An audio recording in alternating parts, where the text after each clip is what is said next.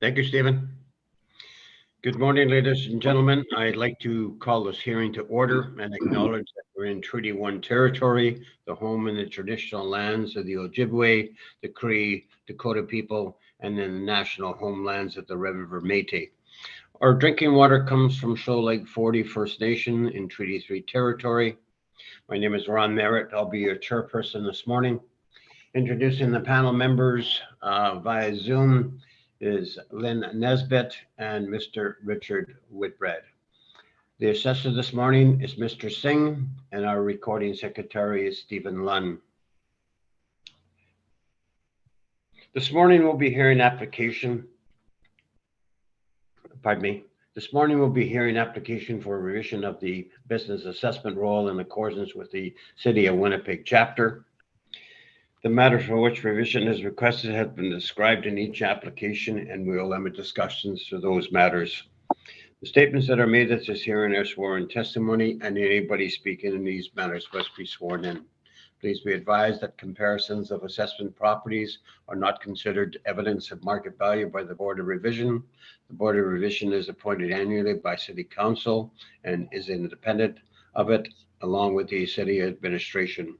We make our decisions based on the evidence provided this hearing and issue a written order that will be mailed to all parties as soon as possible. Please note that the board decision in respect to application may be appealed to the Manitoba Municipal Board if the matter pertains to assessed value or classification, or to Court of King's Bench if the matter pertains to application from exemption from taxation.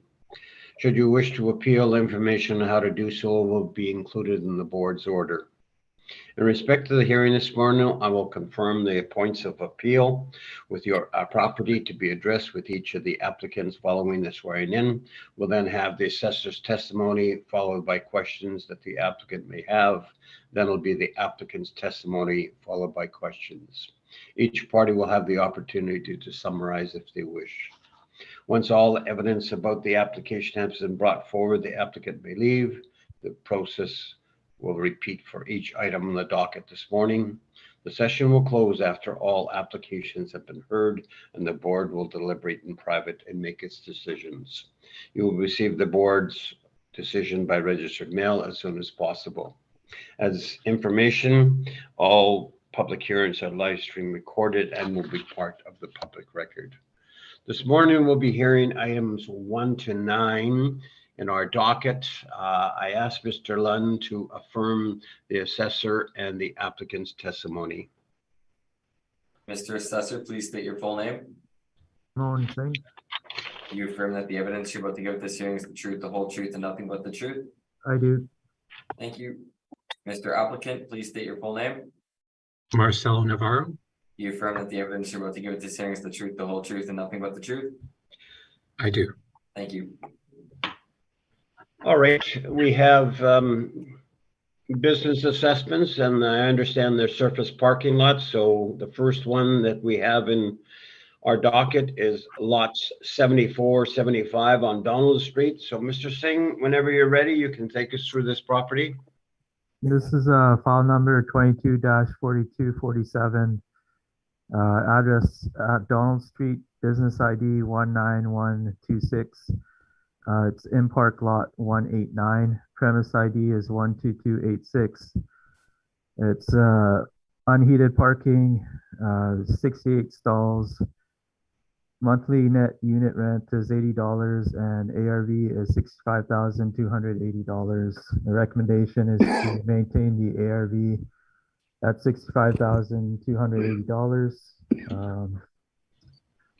Page 3 or page 2, you can see aerial photo of the subject property.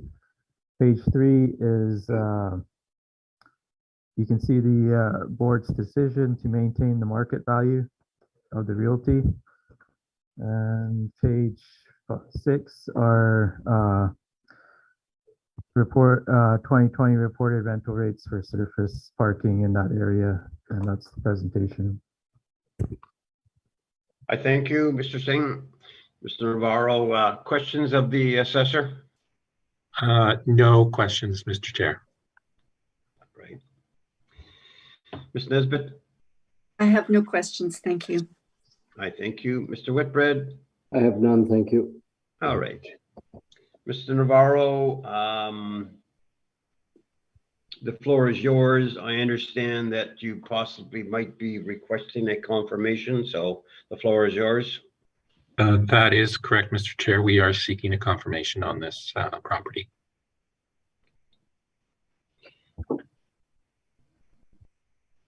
I thank you, Mr. Navarro. Mr. Singh, any questions? I have no questions. Panel members, any questions in regards to the seeking the confirmation? None. No questions, Mr. Chair. All right. We'll go on to William Stevenson Way. Mr. Singh, whenever you're ready, you can take us through this property. This file number 22-4253, address William Stevenson Way. Business ID is 26934. It's in park lots 14, 110, 156.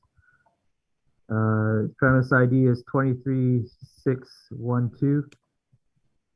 It's unheated parking. Stall count is 231. Monthly net unit rent is $92 with an ARV of $255,000. Recommendation is to maintain the ARV at $255,000. Page 2 is the aerial photo. Page 3 is the board's decision to maintain the market realty market value. Page 5 is the market rents 2020 for surface parking in that area, and that's the presentation. I thank you, Mr. Singh. Mr. Navarro, questions? Yes, Mr. Singh. Of your parking lots, can you identify the parking lots that are more so on the outskirts of the downtown? Are you talking about the comparable properties? That would be the comparables, yes. Okay.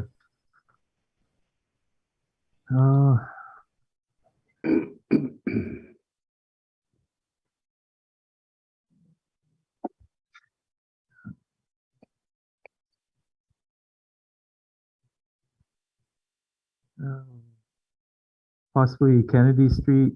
Are you talking about the outer downtown area? Well, yes. I mean, would you first of all, I guess the first question I should have asked you is, do you consider this as part of the greater downtown? I mean, the heart of the downtown, or just out on the outside of the downtown? So these comparable properties are around the parking lot. Some are closer than the others. Some are outside the core downtown area. If you look at the William Stevenson Way, it is close to Fort Street, Gary Street, Main Street.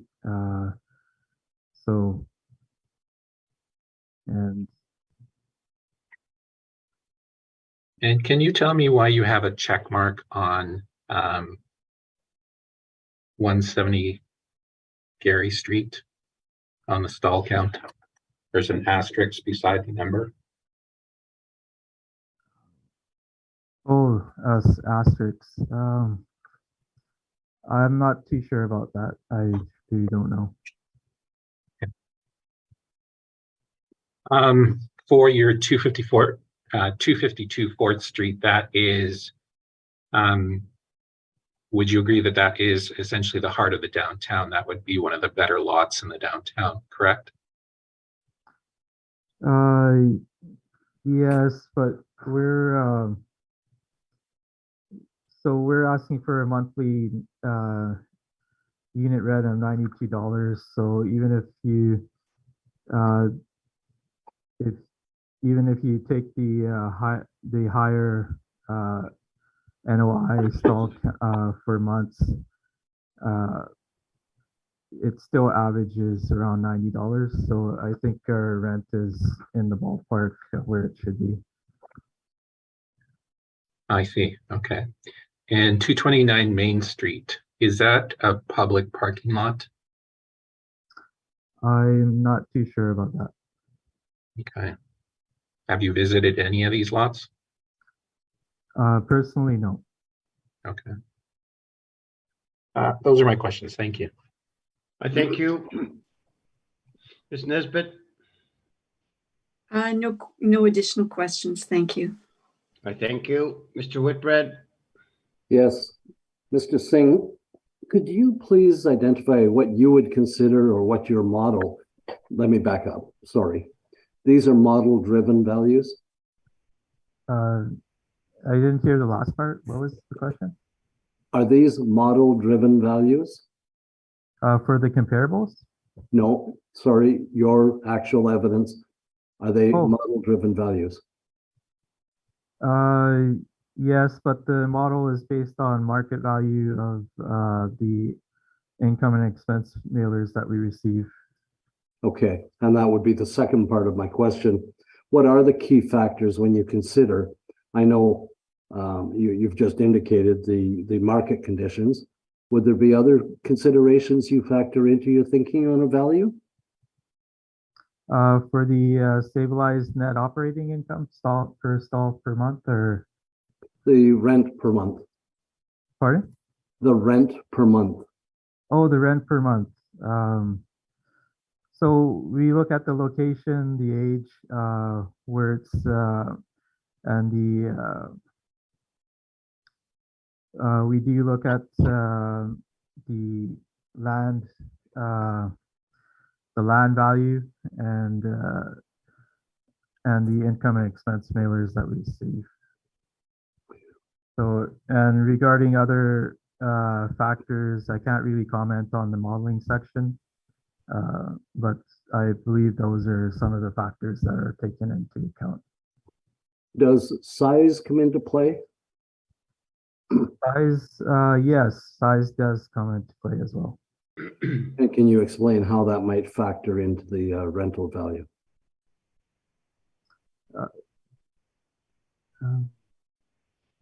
Yeah, so size does come into account, so is the stall count. But we also look at the area, location, other qualities that I mentioned before. And Yeah.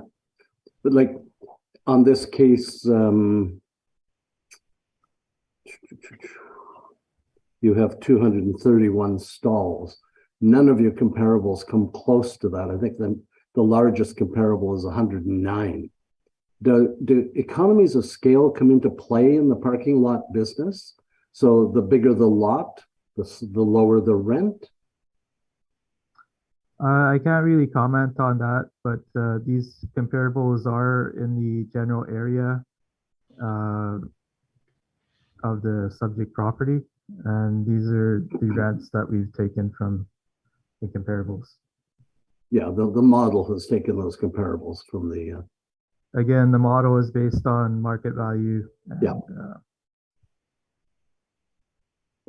Okay, so what I'm noticing is $92 seems to be a common rent charged by you and by the city, and I can't really determine what differentiates the lots each from the other, but that's fine. It may come to light later, or Mr.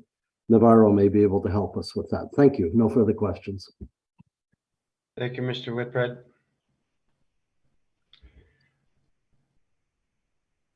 Mr. Navarro, your presentation. Sure. So this is 0 William Stevenson Way. That is the business address. The realty address is known as 170 William Stevenson Way. This is a 231 stall parking lot. It is along Wesley Street and William Stevenson Way. You can see the map on page 2. So this is a parking lot that you would see behind the old National Film Board building. I don't know exactly what it's called these days, but I'm sure you're all familiar with that building. It is an irregular shaped lot. It is located along the CNR main line at the west side of the line.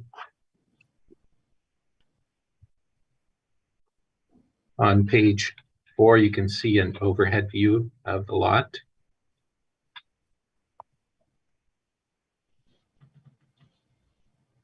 And in terms of the comparables that we've used, we have a set of 8 comparables.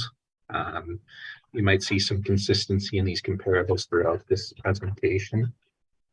For the most part, what I can say about parking in the downtown is that there are generally 2 high demand areas, and those are the areas that are around Graham, say from about 4th Street all the way to about Hargrave Street.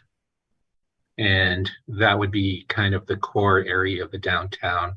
And obviously there's some movement north of that and south of that. So you could extend it all the way down to, say, about York, I would say, and north on the north side to about Ellis Street. And then there is the Exchange District. Now, the Exchange District is one that when I like to isolate on its own, simply because I think the Exchange District, the East and West, are kind of their own little micro markets. They perform more consistently, and that is because there tends to be a lack of parking in the Exchange District. Many old buildings, obviously, that don't come with parking. So those areas tend to have higher demand. And also in terms of the incomes that they generate, they tend to be slightly higher than other areas. So that is the reason for isolating the Exchange District. Now you get some areas that are along Main Street, south of Portage, and areas that are closer to Broadway and south of Broadway, where demand kind of falls. And it gets very specific at this point. So location is definitely an issue. Definitely not all parking lots perform the same way. So consistently putting one rate on parking lots in these areas, which I call the outer parts of the downtown, I think is incorrect. I think the only areas where you really do see any consistency is in the Exchange District. So those are my comparables there. I've applied a monthly net rate per stall of $82 per square, or not per square foot, $82 net stall rate. I also remind the board that for the most part, the city was using land rates for this cycle because they had noticed that the incomes on these properties had fallen below what they use as their basement, which is the land rate. Now, we obviously have some huge problems with that to begin with, but that we don't need to, dredge that out at this point. We're dealing strictly with the business value of these properties, and that is based on the monthly net rate per stall. So we've estimated $82 per stall on this lot. Obviously, the pandemic comes into play, and I don't know if any of you have sat in on those parking lot appeals, but the issues that we put forward is that these parking lots are essentially tied to the office tenancies. So they tend to go the way of how office tenancies go. So we know that during this period, there were simply just less people coming into the downtown. And there has been some consistency in that even up to today. Parking demand is going up, but we're still not at pre-pandemic levels. So it's more than just, in our opinion, it's more than just an event. It's had some pretty consistent effects on parking. Many parking operators have essentially downgraded the values of their lots simply because they're just not where they were before the pandemic, and they still haven't fully recovered. So in a parking lot this size, which is 231 stalls, and I think most of you would agree that's a fairly significant parking lot. We don't see how this parking lot could have performed at that level of those smaller lots that are maybe in more strategic areas. So it would have seen, in our opinion, more vacancy. Now, the problem with this parking lot is that it is a leased lot.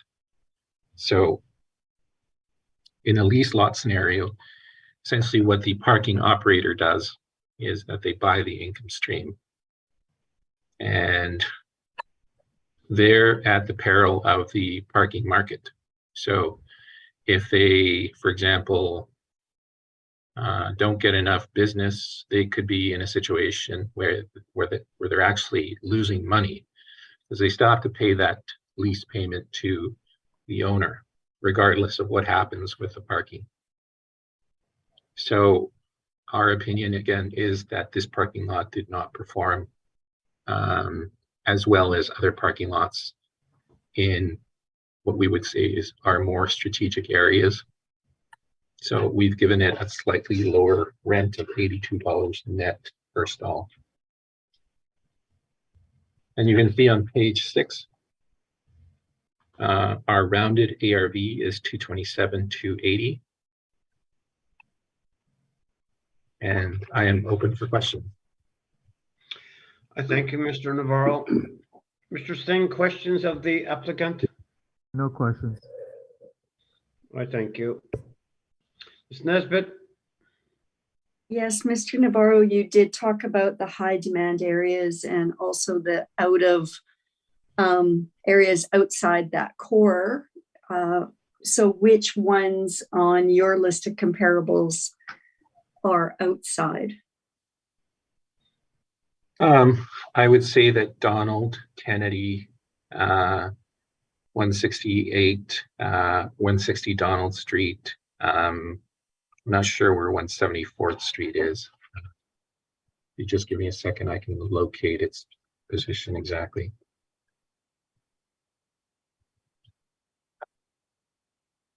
Yeah, so 174th Street would be the, I don't know if you're familiar with the Pyramid Cabaret. Yeah. Okay, so it's the parking lot right beside it. So yeah, this is already what we would call kind of the outskirts of the downtown. Okay. And 75 Kennedy, I'll just give you an idea of where that is also.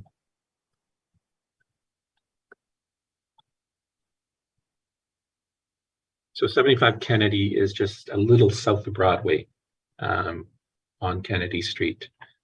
So again, that is essentially on the outside of the downtown. So in the downtown, I mean, if you look at it, you can look at it from two perspectives. It's, you know, being the business downtown, which probably extends to about Broadway, and then the actual downtown, which extends right up to essentially the Assiniboine River. Okay. On the south side. So this is getting on the outside. And that particular lot, again, it is a short walk, but yeah. What we find is that even a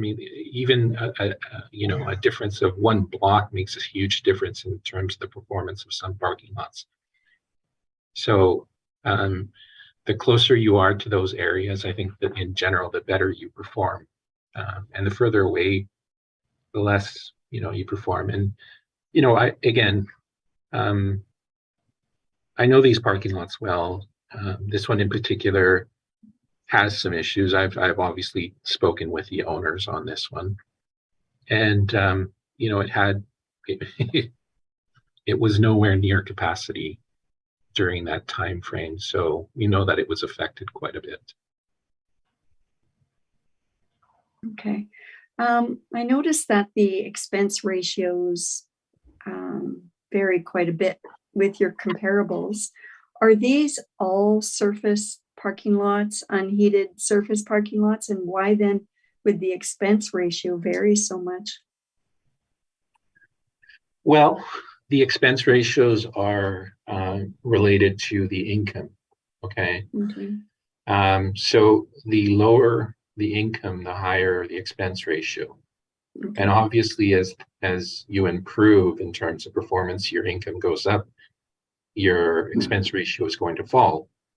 Now, there are other externalities there. There is, for example, snow clearing and cleaning, and those can have a pretty large effect on, your operating expenses. Depending on how you deal with the issue, whether you are cleaning, a large space, it's obviously going to cost you more. But on a per square foot basis, it's probably going to be cheaper than a small lot. But lastly, and the biggest expense to any parking lot, obviously, is taxes.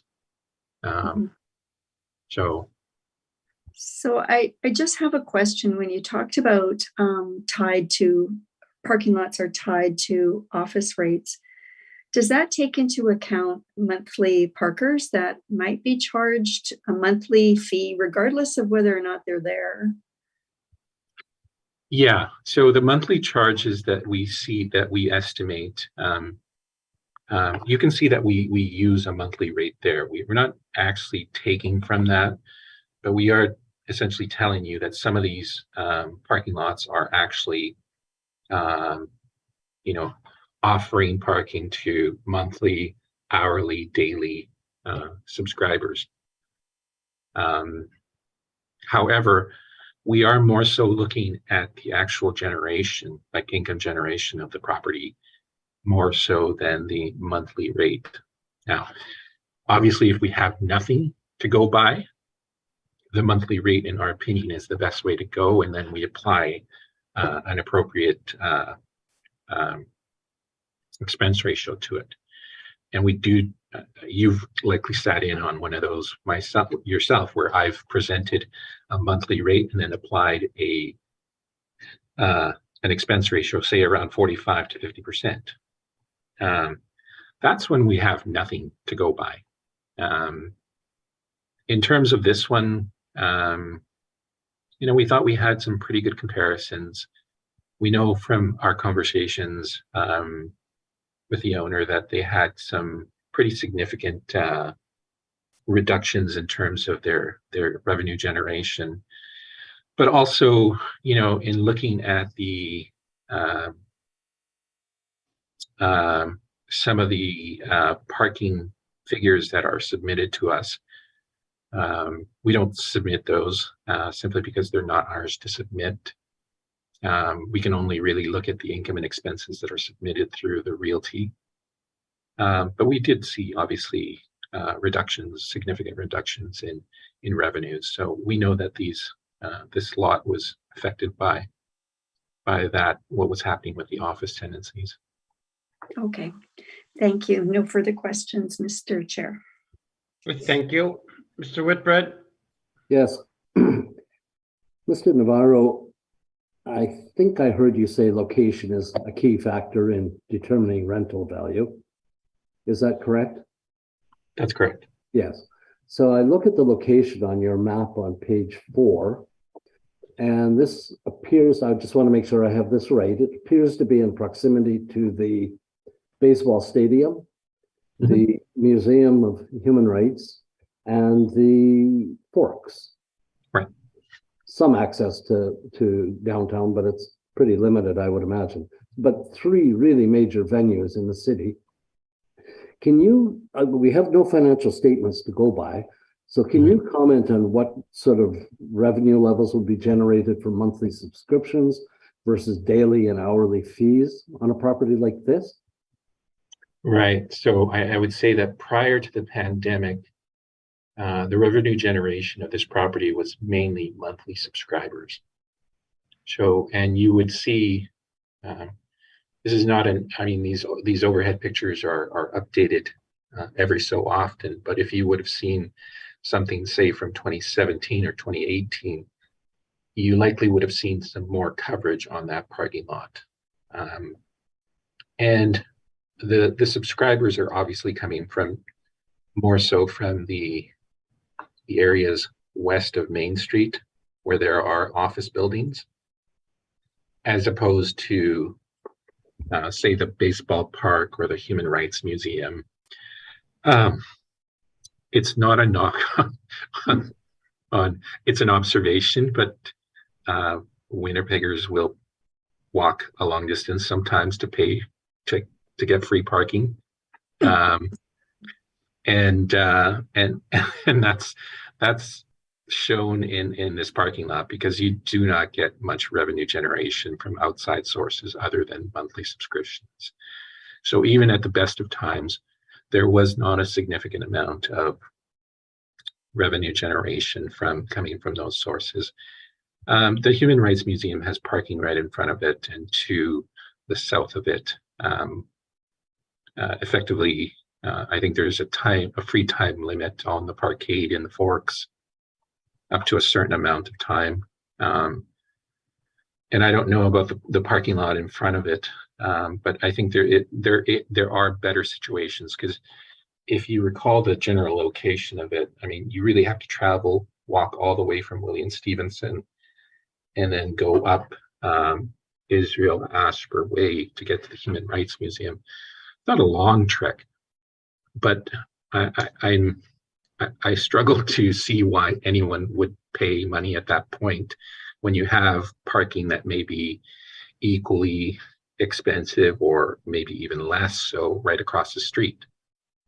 Now, as for the ballpark, again, I make my comment that, when baseball games are going on, in general, parking tends to be free in certain areas. And that is even in St. Boniface, where you see people walking across to the ballpark. So I would say that location is very important, but in this case, I don't think those venues really generate too much for this parking lot. So in the event of a large event at the Forks, for example, that parking spot in front of the Human Rights Museum, that large gravel lot, would fill up, I would imagine, first. And Yeah. you don't think the impact would be that great on this parking lot then? I don't think so. I Okay, don't think so. I appreciate your comments. Thank you. No Yeah. further questions. I thank you. Mr. Navarro, is this unheated? I mean, does the parking lot have electrical plugs? Do you know? Some portion of it, not all of it. Portion. Okay. Yeah. You had mentioned an interesting thing, and that was leasing the lots out. So, so does Imperial Parking do this a lot, where they sell the income stream in the parking lot? Yeah. I would say that it's probably about a 50-50 split between management agreements and lease agreements. So just to give you a quick rundown of both. So the management agreement is where the operator, an in-park or whoever, essentially runs the parking lot for a fee. In a lease agreement, they effectively buy the income stream. And really the only thing that the owner is paying at that point is insurance and taxes. Everything else is covered by the parking operator, and they pay a lease fee to the owner. So how many lots around the city are like this? 50, It's about, 50? yeah, it's around a 50-50 split. Has this been going on for a number of years? I would say that it's a very common thing and it's probably been going on for a long time. Yeah. Mhm. It's one of the reasons, I don't know if you've ever noticed, but sometimes in the income and expenses that are presented in the realty appeals, you will only see a couple of expense items on the expense side. So you'll see like an an insurance payment and a taxes, and there's no other expenses. That's the first clue that that is likely a lease agreement. All right. I thank you, Mr. Navarro. Either party wants submission at all? Oh, thank you. No, thank you. All right. Let's go on to 225 Fort Street. Mr. Singh, whenever you're ready. This is file number 22-4248, 224 or 225 Fort Street. Business ID is 20196. In park lot 86. Premise ID is 13749. It's unheated parking. Stall count is 42. Monthly unit rent, net unit rent is $92 and ARV is $46,380. Recommendation is to maintain the ARV at $46,380. Page 2, you can see an aerial photo of the subject property, and page 3 is 2020 reported rental rates for service parking. And that's the presentation. Thank you, Mr. Singh. Mr. Navarro, questions? No questions, Mr. Chair. Okay, I thank you. Ms. Nesbitt, No questions, Mr. Chair. I thank you. Mr. Whitbread.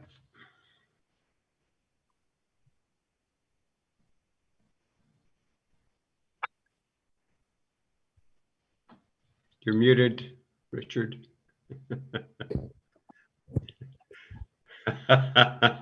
Richard, you're muted. Yeah, thank you. Yes, I know. Thank you. I have no questions. We get caught periodically. Mhm. All right. I have no questions. Mr. Navarro, your presentation, but I understand you were seeking confirmation, so you can state that for the record. That's correct, Mr. Chair. We are speaking confirmation. Mr. Singh, any questions? No questions. Panel members, any questions? No questions, thank you. None, thank you. All right. So we'll go on to the fourth item on the docket, which is 0 Kennedy Street. Mr. Singh, whenever you're ready. File number 22-4195. Address is 0 Kennedy Street. Business ID is 21393. The owners are the Winnipeg Clinic Holding Company Limited. We have premise ID of 15439. It's unheated parking, stall count of 83. Monthly net unit rent is $92 and ARV is $91,620. Recommendation is to maintain the ARV at $91,620. Page 2, you can see an aerial photo of the subject property. Page 3 is the board's decision to reduce the realty value, the market value.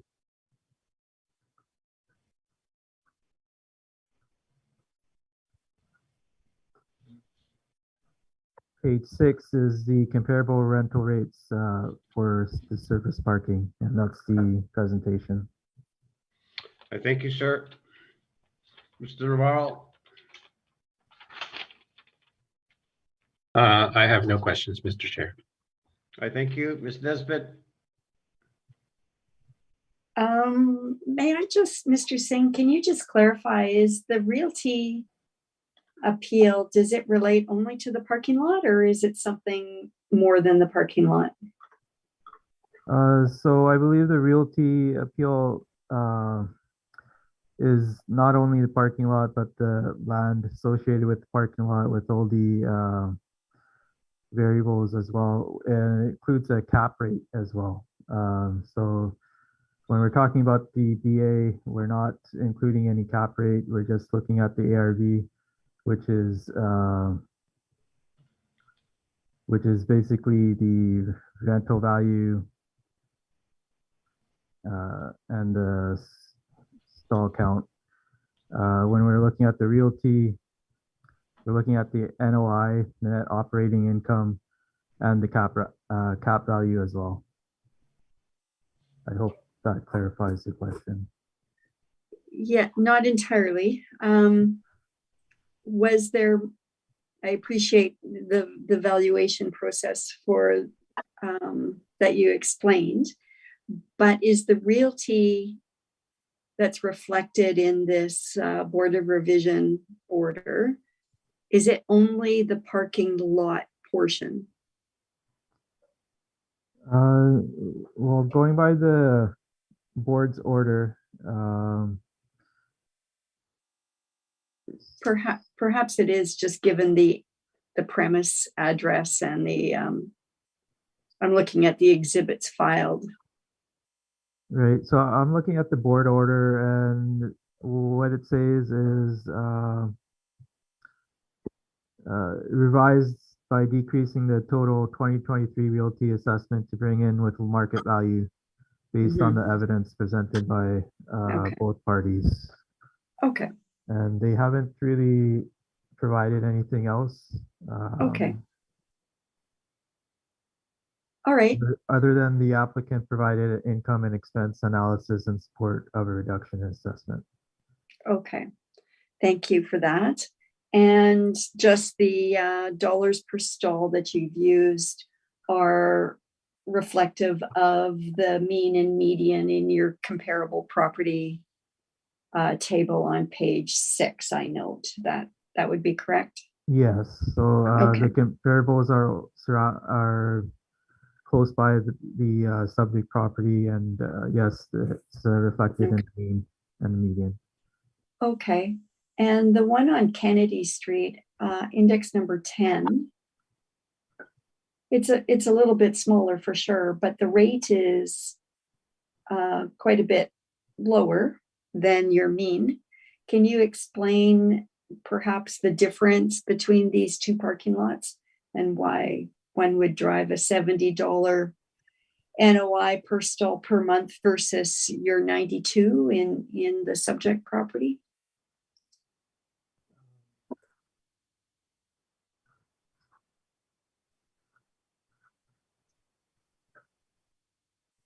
I believe the 177 Kennedy one is, I believe, and the applicant can correct me if I'm wrong, but it's squished between lots and it's a little bit smaller. So it's squished between properties.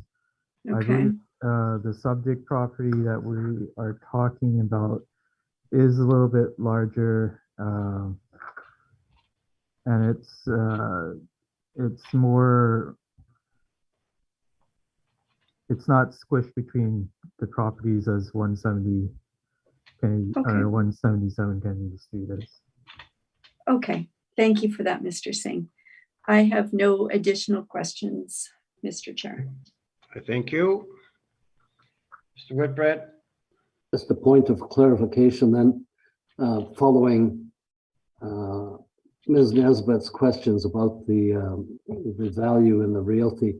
So you're suggesting then that $2.415 million does not include any buildings on that realty. Is that true, Mr. Singh?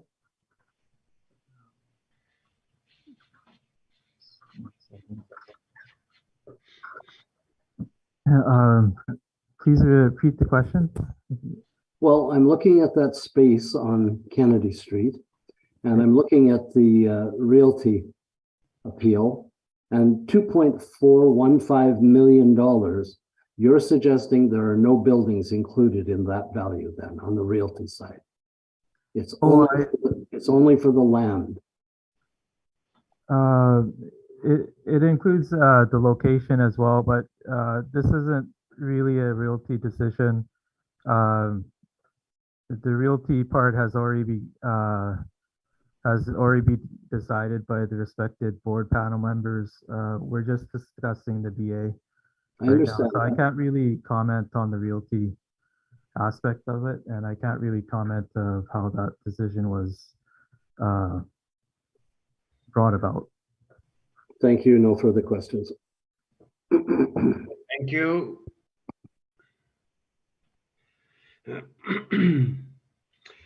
Mr. Navarro, your presentation. Okay, so we have the Winnipeg Clinic Holding Company Limited, and this is 0 Kennedy Street. You can see the general location of it. It is a rectangular parking lot with 83 stalls, and obviously it services the Winnipeg Clinic. You can see the general location on page 4.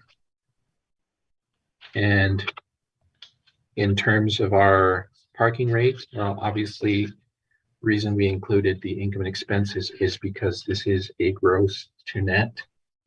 So this is all the income that's being provided with all of the expenses, giving us a net approximately of $24,890.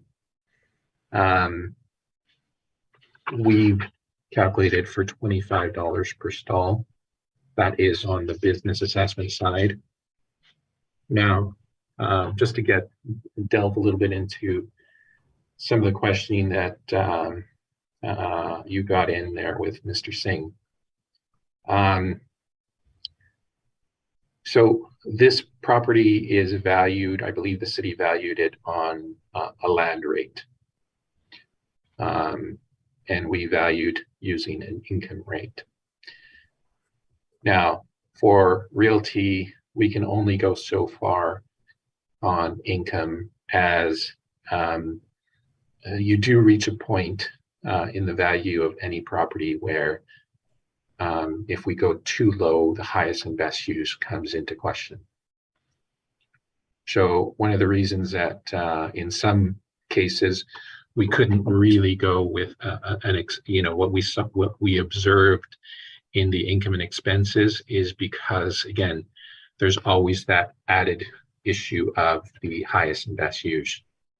And if you go below a certain rate, well, then the highest and best use of this property maybe is not a parking lot.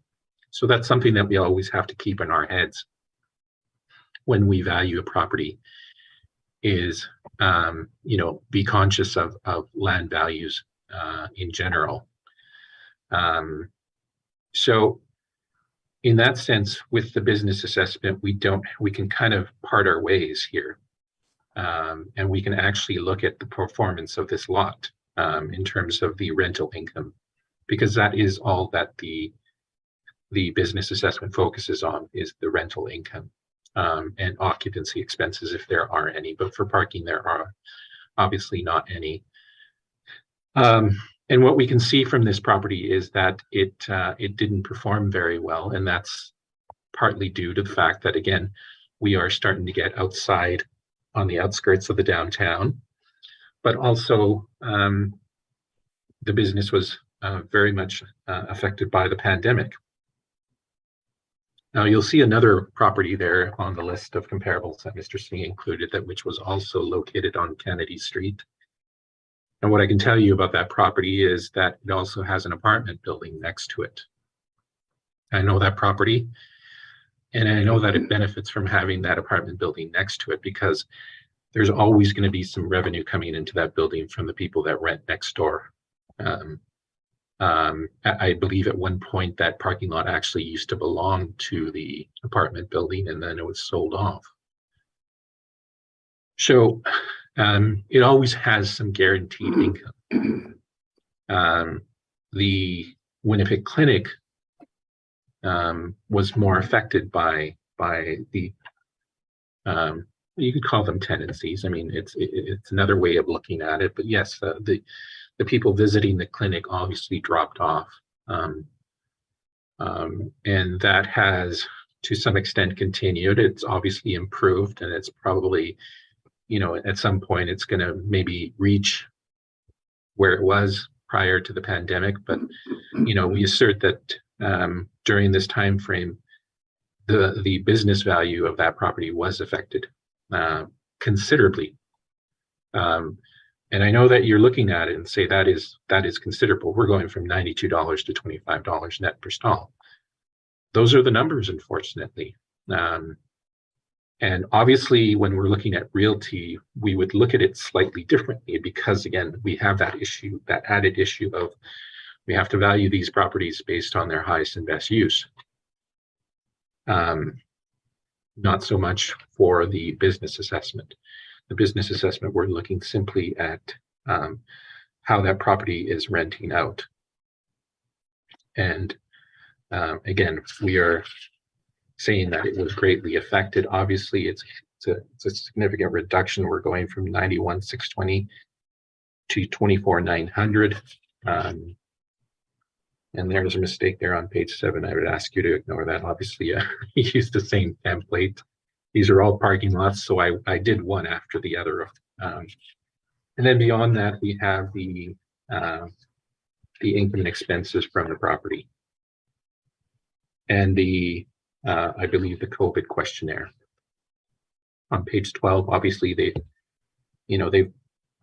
indicated that there was a significant impact. And again, the city sent these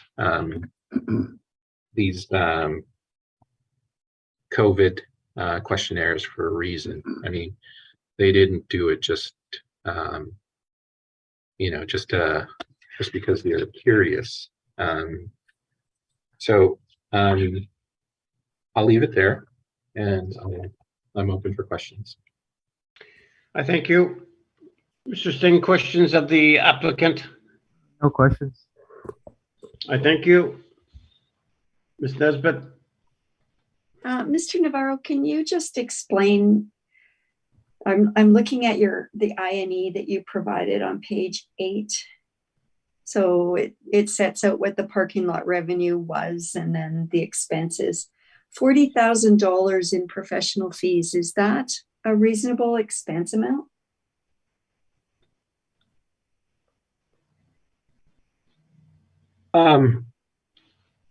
It is possibly a one-time expense. However, when we look at it and add it to the total, subtract other things, for example, we didn't look at business taxes. We do feel that we're probably slightly below the threshold for the business tax, but no, it's a valid point. I didn't really get an answer as to what the professional fees were, but we do see sometimes statements that indicate professional fees for some reason. I can't really comment on what they are. Okay. My other question was, could it be related to broader than just the parking lot? But you No, don't. No. So they generate separate income and expenses for all of their holdings. Okay. So there is a smaller parking lot that's slightly north of this one. Again, it's a separate income and expense questionnaire that they submit. And obviously the one that they submit for the clinic itself is separate as well. Separate again. Okay. Thank you, Mr. Navarro. Yeah. No further questions, Mr. Chair. I thank you. Mr. Whitbread? I have no questions. I thank you.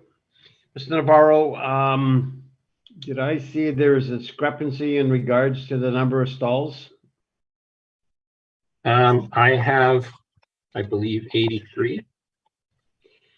Yeah, and I think the city, I'm not sure if it's 82 or 83. I have 83. You have 83. So who is correct?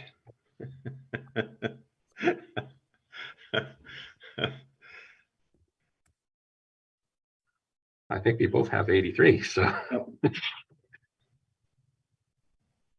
So it's 83? Are you seeing a different number somewhere, Mr. Chair? Yeah, I think I did. I think on yours, I thought I saw 82 somewhere. I don't think so. No? Okay. You can look at page 2. Okay. Yeah. You can see the stalls. Yeah. I'm not 83. counting them. Okay? Yeah. And then again on page, oh, that's where you got it from. Yeah. On page 4, it says 82 stalls according to the, no. It may have been 82. We did correct it to Okay. 83. Yeah. Okay. Good. All right. Mr. Chair, Yeah, Ron, may I Yeah. ask for a 5-minute recess, please? certainly. Thank Certainly. you. Um, Appreciate that. okay, let's just finish this off.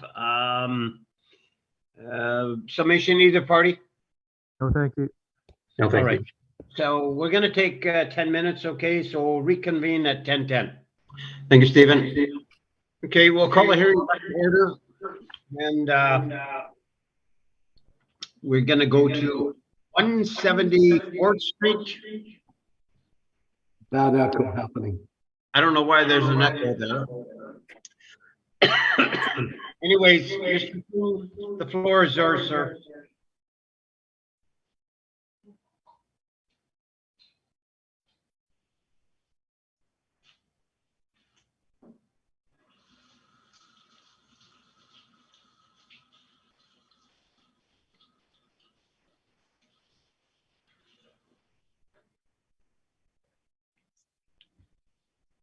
Are we beginning? No, Stephen has left to Stephen, fix the yeah, echo. just went down the hall. We have a echo there. Or had, I can't hear it anymore. okay.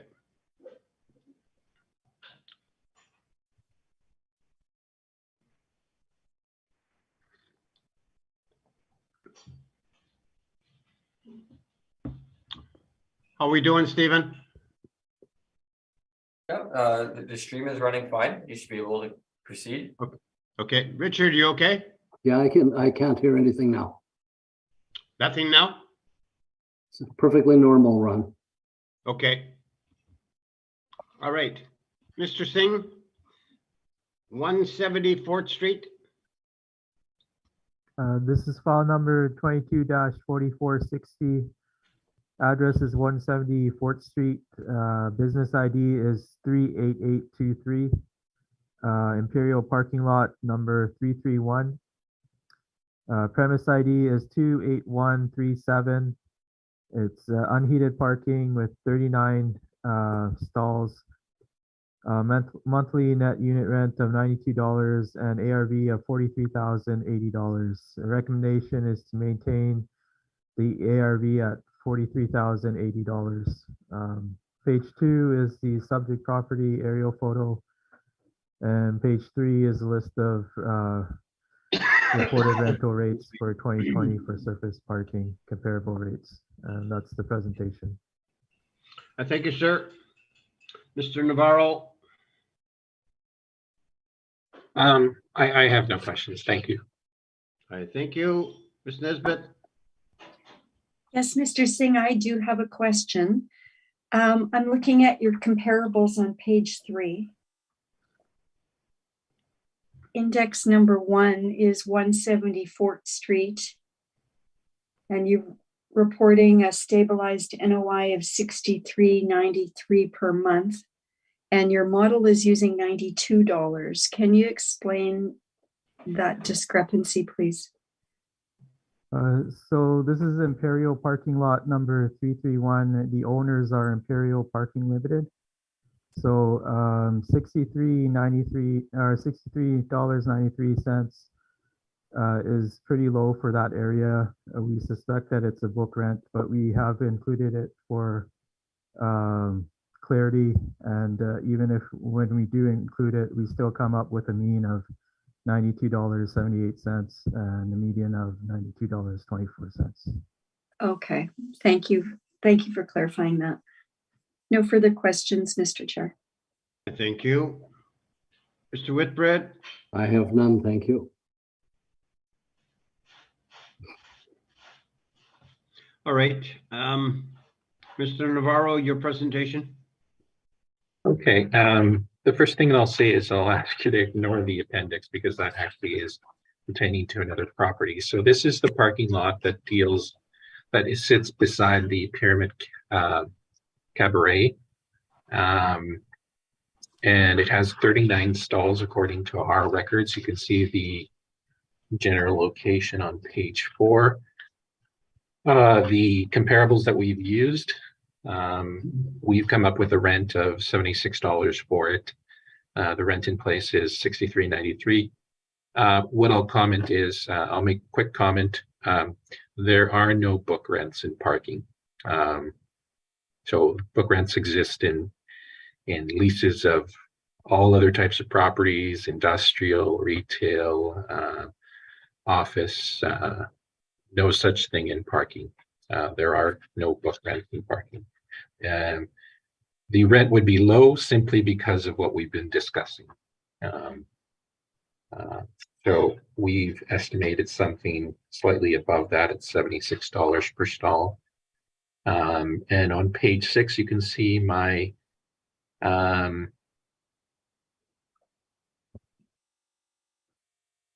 my ARV calculation at 35,520. Now you'll probably ask yourself, well, why were we even presenting on this, considering that it is actually below the small business tax credit amount. But you also need to know that there is also a downtown biz zone levy on this parking lot. So there are about 13 biz zones scattered throughout the city. This is one of them, the downtown biz zone. There is a separate one in the Exchange District. So that is the reason that we were seeking a further decrease based on the information that we presented here. So I am open for questions.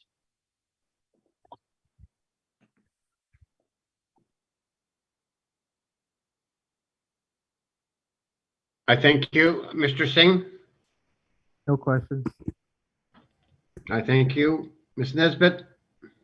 Mr. Navarro, you said there's no book rents in parking. Could you just explain that? That's the first I've heard that statement, so I just wouldn't mind a little bit of explanation on that.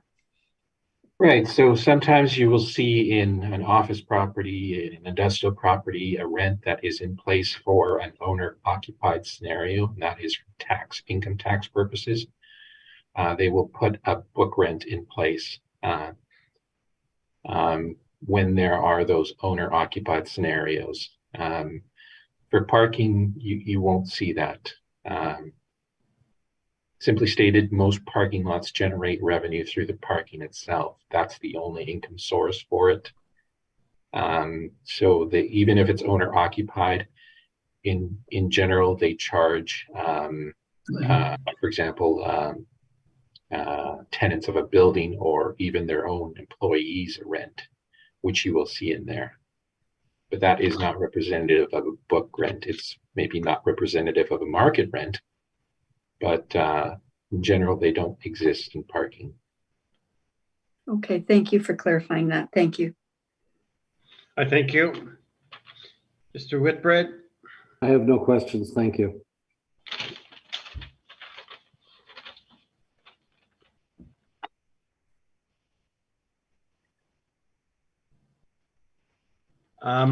Mr. Navarro, is this a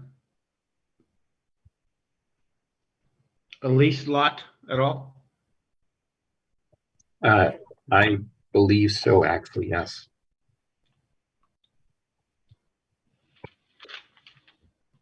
So just doing a little follow-up. So that's 4th Street, which is a good area for renting and parking. And okay, I'm sorry. I was looking at William Stephenson Way, but it's a heck of a lot bigger. All right. I have no further questions. Summation, either party? Thank you. No, thank you. Thanks. Okay.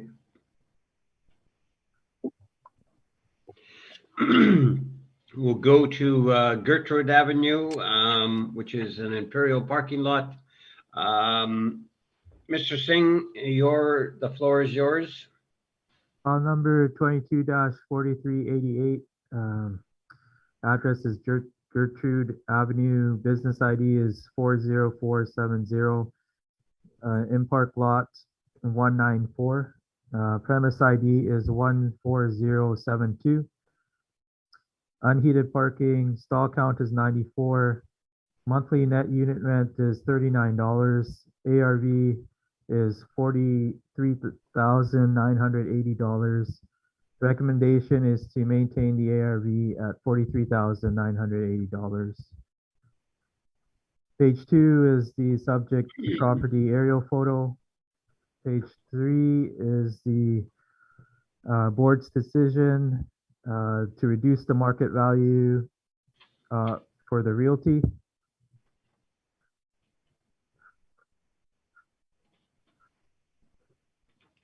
And page 6 is the comparable properties 2020 reported rental rates for surface parking in that area. And that's the presentation. Thank you, sir. Mr. Navarro, questions of the assessor? I have no questions. Thank you. I thank you. Ms. Nesbit, No questions, Mr. Chair. Thank you. thank you. Mr. Whitbread? I have none, thank you. Okay, thank you. I have none. So, Mr. Navarro, the floor is yours, and I see that you have stated that there's zero value, so the floor is yours. This is 0 Gertrude. You can see the general location there between Wardlaw and Gertrude, east of Osborne Street. Typically, you won't see something like this where we are asking for 0 on the business assessment value. This is a kind of a unique case. And I'll ask you to first to switch to page 8, which is the first page of the appendix, or sorry, the 8th page. It's part of the appendix. On 8 and 9, you can see the decision there. You can see the decision is based on a total assessment of $30.77 per square foot. The reason being, and if you sat in on any parking lot appeals during this cycle, we fought the city on the use of land rates in general in the downtown. This is slightly outside of the downtown. And in this case, we actually presented a land value based on its zoning, which is R1M, and that, sorry, R2M, residential multifamily median. And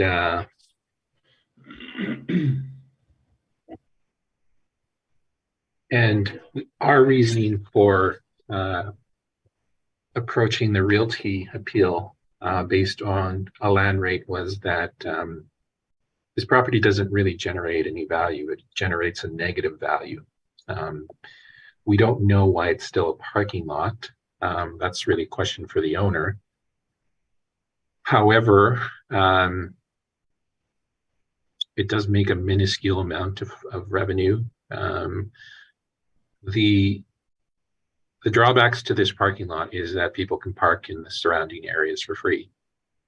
So why would you pay for parking in this area when you can park for free?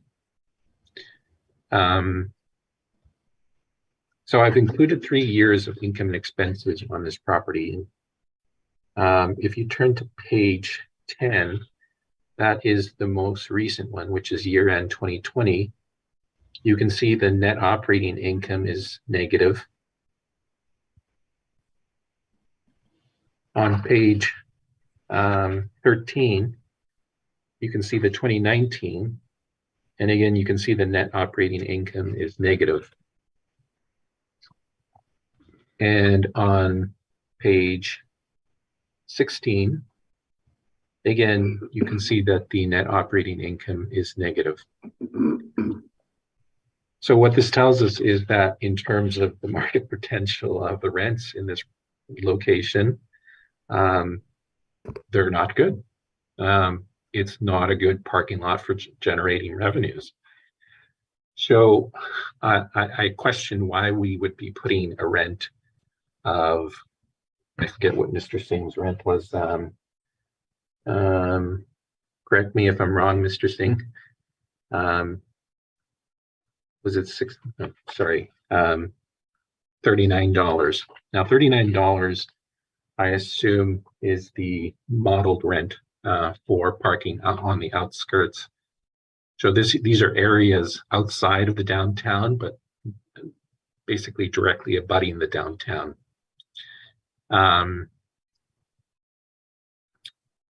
I think in some cases probably valid, $39. In this case, not valid. There's no indication that this property could generate anywhere near that. And it's not an issue of the owner and their parking strategy, because there's a parking dispenser there. You can pay with your phone. There just isn't very much demand for parking in this area, again, because you can park for free. And I think 3 years, regardless of the pandemic, this thing is always in the red. So in terms of what should the market rent be? Well, it should be zero. It's not generating any revenues. And that's the reason why we valued it using a land rate based on the zoning and its highest and best use, which is actually multi-residential, not parking. But for some reason, we're still valuing this property for business purposes as if it were a, going parking lot, and it's just not that. So I would ask the board to, in this case, consider my my requested assessment. If you would like more of an explanation, I'm open for questions. I thank you, sir. Mr. Singh, questions of the applicant? No questions. Thank you. Ms. Nesbitt? I have no questions. Thank you, Mr. Chair. I thank you. Mr. Whitbread? I do. Mr. Navarro, whose responsibility is it to actually have the classification of property changed? Is it the owner's responsibility to make that happen through the city? No, the assessor is responsible for any classification changes. And, if there is a classification change, they generally issue a supplementary assessment. Right. We can appeal classification, of course. But in this case, we didn't. On the realty side, we simply agreed with the methodology that the assessor was using in terms of coming up with a value for the property, which was based on the land value and a higher and better use. Right. And we went with that. We did get a slight reduction, I believe. But again, that was based strictly on the use of comparable lands of, residential, multifamily, medium parcels. I understand that, but I get the impression you're asking this board to now agree to change that classification. What is the process to make that happen for your client? I believe we can apply for a classification change, or we can appeal it,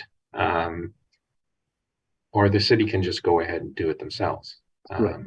Which is generally how we find out about things, is that we'll get a supplementary notice that there's been a classification change or a value change.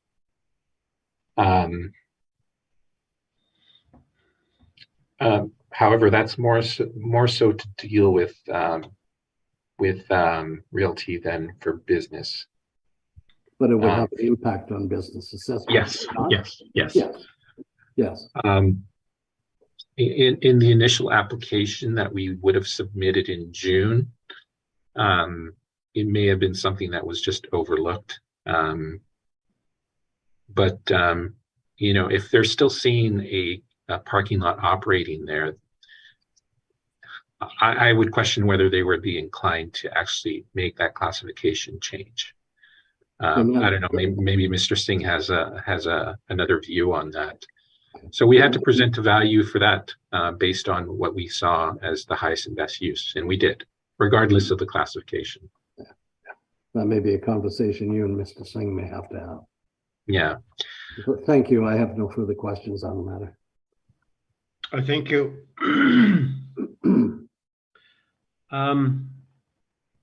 Mr. Navarro, was this business tax appeal ever appealed before? Yes. Yeah. How many It's times? always, How many it's always times? been, it's Always always been? been appealed. Yeah. But your interpretation in regards to the appeal, but normally you would have a value put in there. So why the zero value? Because We there's can't put, no yeah, we can't put, income generated? well, we can't put negative values in there. No. So, yeah, so basically, yes, that's the reason. It's not really generating any type of income. And the basis of business assessment is to tax properties that are making profit. That's right in the charter. Of course, there are nonprofit businesses that obviously aren't subject to business assessment, but the very nature of it is that it's generating a profit. And in this case, it comes down to a very basic thing, that it's not generating a profit. So it should the ARV be reflective of what this property is actually earning in terms of potential income? Or do we base it on something other than that? So Mr. Singh has some comparables of properties that are on the outskirts of the downtown. Are they relevant to this property? I don't think so. I think this property has an issue. And again, I've explained this before. That is the reason that we didn't use parking as the basis of our realty appeal. We used a land value. In this case, again, 3 years of income and expenses are showing this property's in the negative. So it's really, I can't really put a value on it. Mr. Navarro, have you ever been to this site at all? Yes, I've counted the stalls. I know the property Okay. well. So does it have electrical to the lot? I don't believe so. No, so it's unheated. Yeah. Okay. And does it have seeing that it's interior, does it have a box at the front there where people can, There is a box. stay there? Yeah. And, again, you have the use of phones today, which some people choose to use. I mean, I will also note that this property through most of the winter is used as a snow dump. So it's going to be generating less than any other parking lot anyways, because I mean, nobody chooses to, I don't know. Well, I think the city would be, I mean, the owner would be smart to charge the city for the dump. Yeah. However, is there businesses, like, where would they draw their customers from? I know where Gertrude is, okay? Now, is it close to Osborne Street? Like, the subject property? Or is it, Yeah. what people would park there? Okay, so if you look at the overhead picture on page 4, Okay. You'll see kind of an orange line running through it just to the west of the property. That is Osborne Street. And you can see Wardlaw to the north. So there is a building right on Osborne Street, restaurant, I believe it's retail also. And there is obviously retail along Osborne Street. And there are apartments nearby, businesses across the street from the parking lot. Whether they would need to pay for parking, that's another thing. You can make out in the picture, can you see along the yellow line on Gertrude, the number of cars that are parked on the street? Yeah. That's the problem right there. Is why would you pay for parking? I'm pretty sure that those two cars that are right there are probably not paying for parking right there.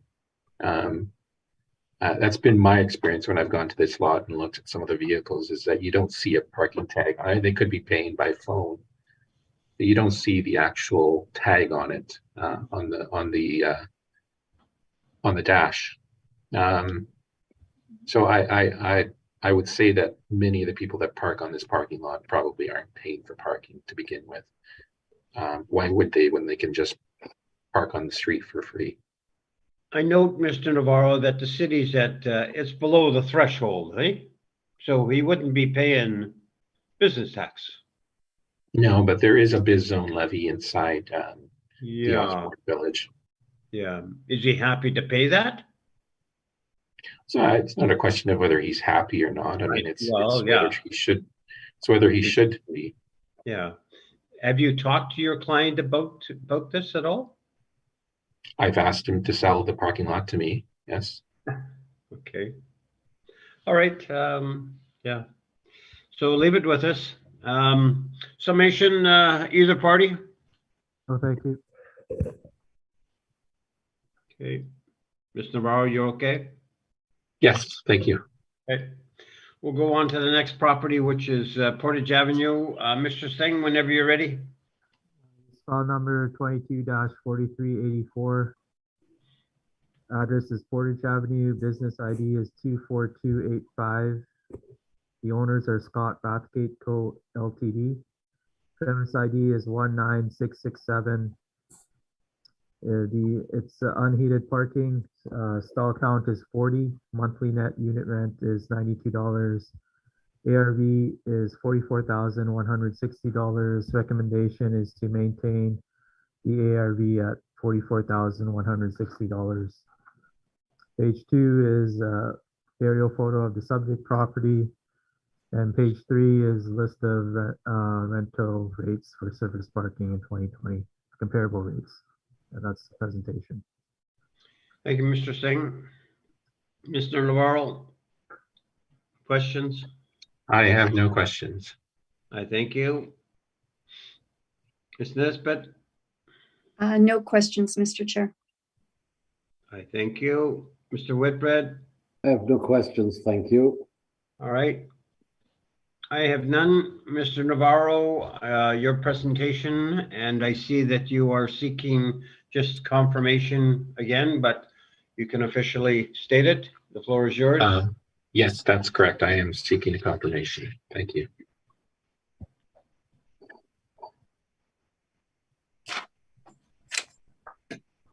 Mr. Singh, any questions? No questions. I thank you. Ms. Nesbitt, No questions, thank you. I thank you. Mr. Whitbread, None, thank you. okay. We'll go on to the next property, which is 365 William Avenue. Mr. Singh, the floor is yours, sir. This is file number 22-4455. Address 365 William Avenue. Business ID is 54511. Owners are Marvin Investments Ltd. Premise ID is 23814. It's unheated parking. Stall count is 97 with a monthly net unit rent of $45 and an ARV of $52,380. Recommendation is to maintain the ARV at $52,380. Page 2, you can see an aerial photo of the subject property. Page 3, you can see the board's decision to maintain the realty market value. And page 6 are comparable properties 2020 reported rental rates for surface parking regarding the subject property. And that's the presentation. Thank you, Mr. Singh. Mr. Navarro, questions? I have no questions. Thank you. Ms. Nesbitt? No questions. Thank you very much. I thank you. Mr. Whitbread? I have none, thank you. Okay, I have none. Mr. Navarro, your presentation? 365 William Avenue. We're requesting a reduction to 34,920. You can see the general location there on William Avenue.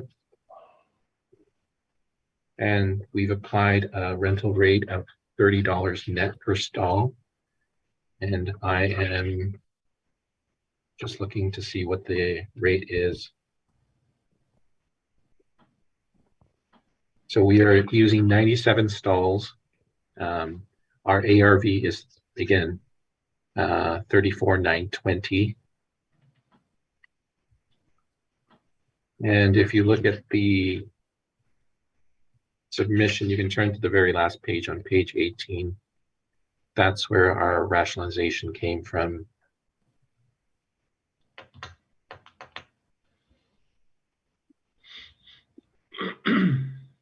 So we have a net operating income of $29,778.61 per stall, rate of $25.58. We've that to $30 per rate per stall. And I am open for questions. Thank you, sir. Mr. Singh, questions? No questions. I thank you. Ms. Nesbitt? No questions, Mr. Chair. Thank you. I thank you. Mr. Whitbread? Just a little bit of confusion on your page 12 of the income statement. It talks about a monthly rate of $140. Have I missed something here, Mr. Navarro? No, that's the advertised rate. And does that necessarily mean that that's what they're getting per month? No, not at all. I get that. Thank you. No, it says no building or tenants. Yeah. Okay. Yeah, all the revenue generation would come from parking. Yeah. And they're just not, again, they're not going to be, you're not going to get everything occupied, 97 stalls, 24/7, per month.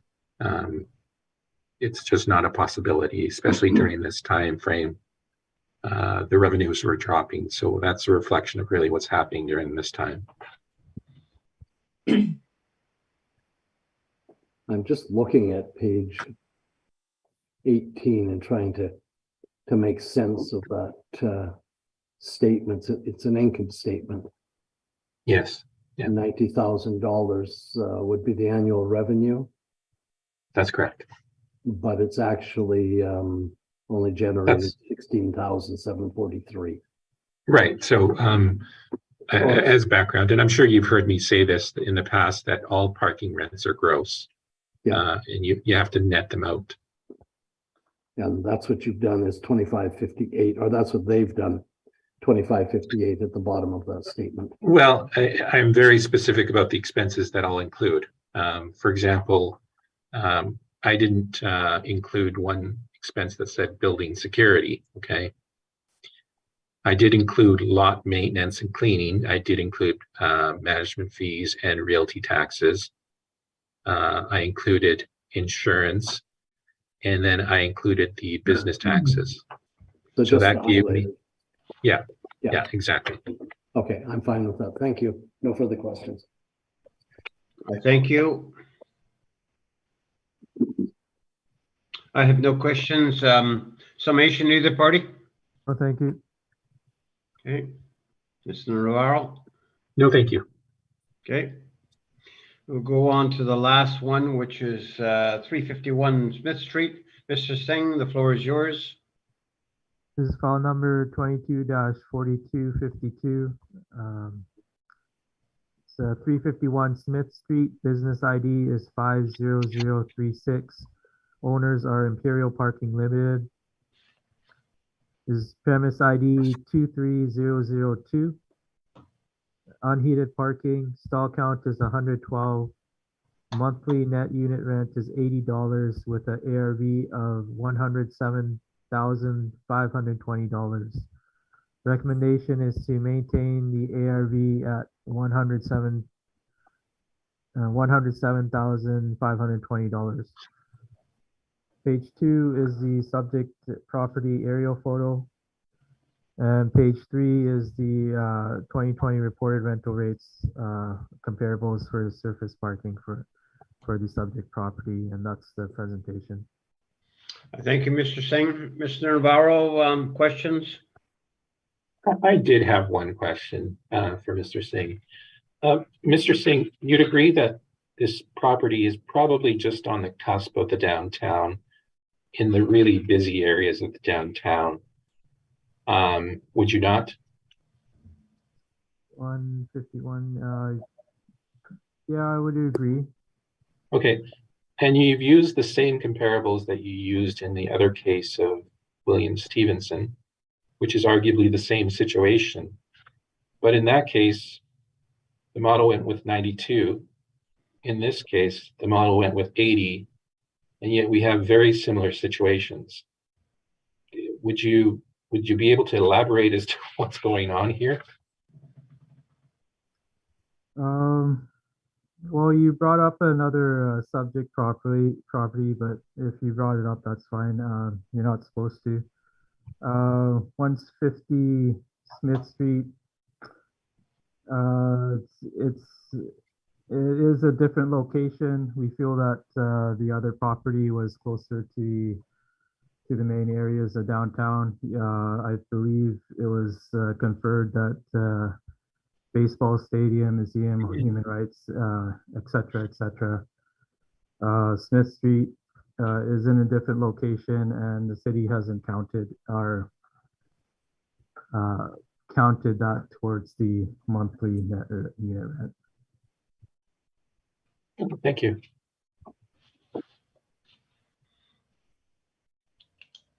Which is lower than the median anyways. So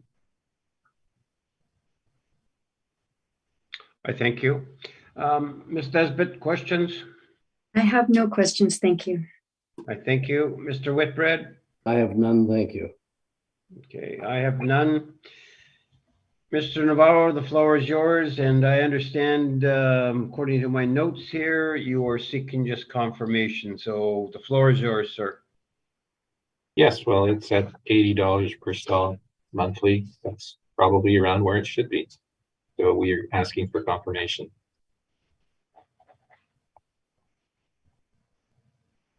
I thank you. Mr. Singh, questions? no questions. I thank you. Ms. Nesbitt? No questions, Mr. Chair. I thank you.